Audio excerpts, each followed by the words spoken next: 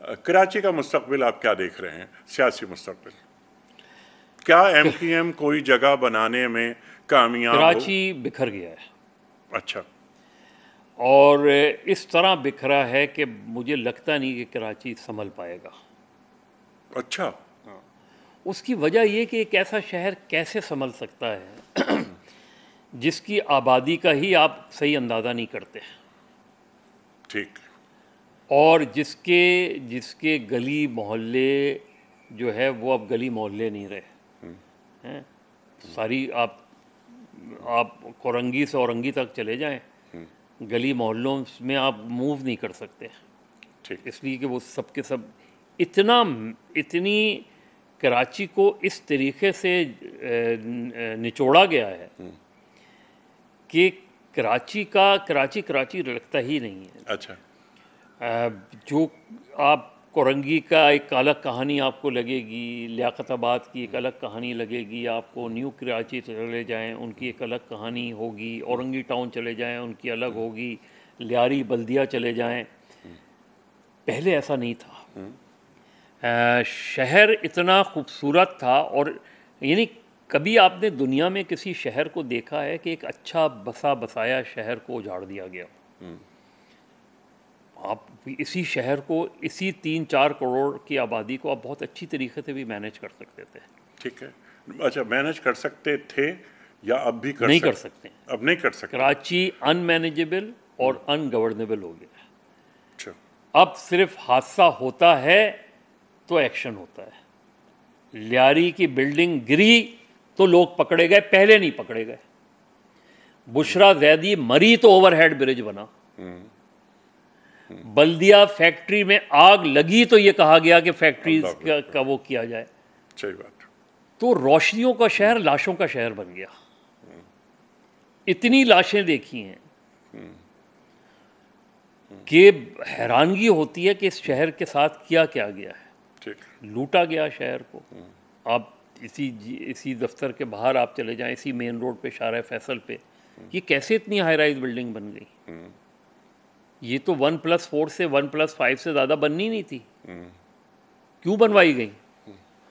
ये hospital, park, playground, ये commercial plazas कैसे बन गए? ठीक है। इसमें तो इस शहर की ज़मीन को, जिस शहर में नामालूम कब्रिस्तान हो, जहाँ ऐसी कब्रें भी हों जो मालूम हैं कि किन लोगों की हैं, फिर भी उन्हें नामालूम कब्रिस्तान में दफनाया जाए। ये अभी इस लड़की का क्लिफ्टन में जो वो हुआ, उमेरा असगर नाम, क्या नाम था? आप तसव्वुर कर सकते हैं कि 6 महीने लाश पड़ी हुई है और पूरे अपार्टमेंट प्लाजा को पता ही नहीं है। ऐसे कैसे मुमकिन हो सकता है? यही शहर में शबनम उस्मान मर्डर केस देख लें, ये देख लें, तो जिस शहर में ट्राम चलती हो वहाँ ट्रांसपोर्ट का मसला आज क्यों है? जिस शहर में सर्कुलर रेलवे चलती हो, सर्कुलर रेलवे क्यों ख़त्म की गई? कोई लॉजिक तो बताए। ठीक। कि ट्राम क्यों ख़त्म की, सर्कुलर रेलवे ख़त्म की आपने? कराची की लियाकताबाद की सड़क आज भी इतनी चौड़ी सड़क है, अगर उसे आप इनक्रोच ना करें। बिल्कुल ठीक।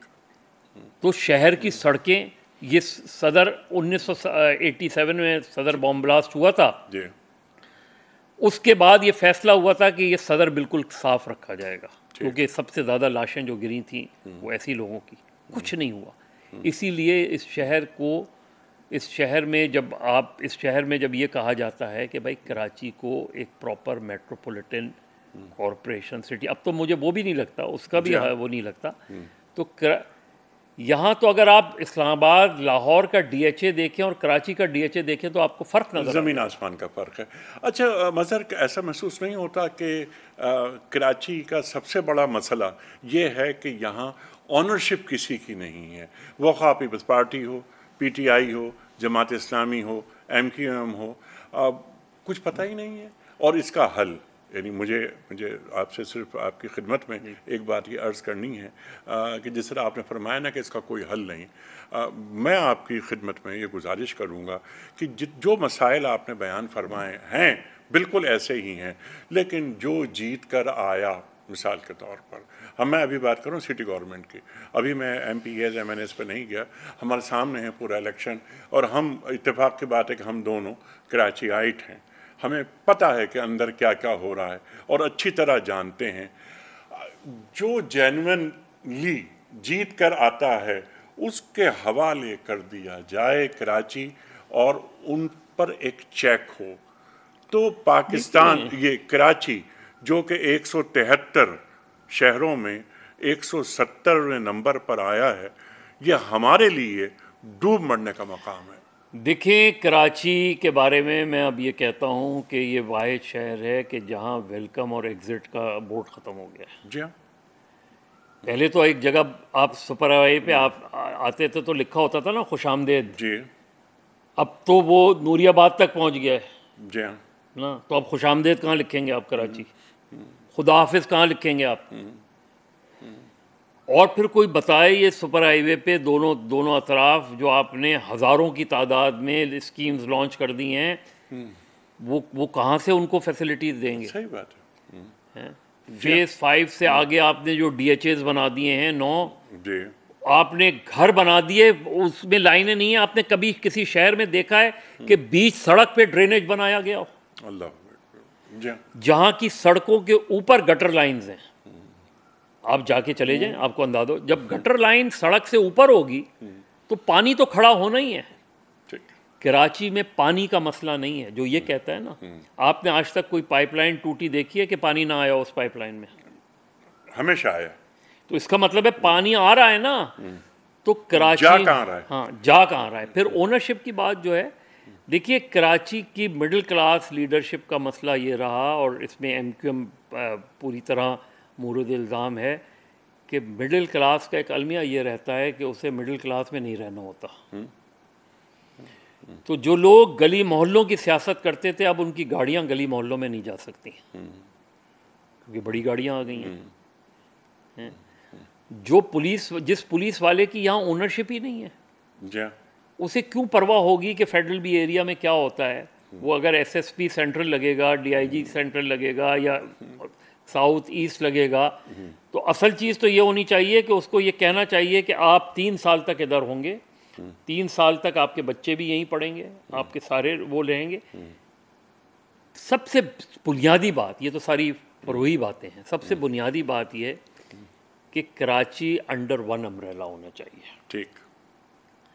और मेट्रोपॉलिटन कॉरपोरेशन होनी चाहिए कराची को, जिसके अंदर सारे कराची के सिविक इदारे आए। ठीक। और सख्त तरीन अकाउंटेबिलिटी होनी चाहिए। ये इन सारे लोगों से आज आप एक बिल्डिंग कंट्रोल अथॉरिटी के उसको हटा के आप समझते हैं कि कराची बेहतर हो जाएगा क्या? बाकी बिल्डिंग कंट्रोल, जस्टिस गुलजार ने एक नस्ला टावर गिराते ना, ये सारे पूरे शारा फैसल के टावर, एक नस्ला टावर को क्यों गिराया? और चलाते ना ये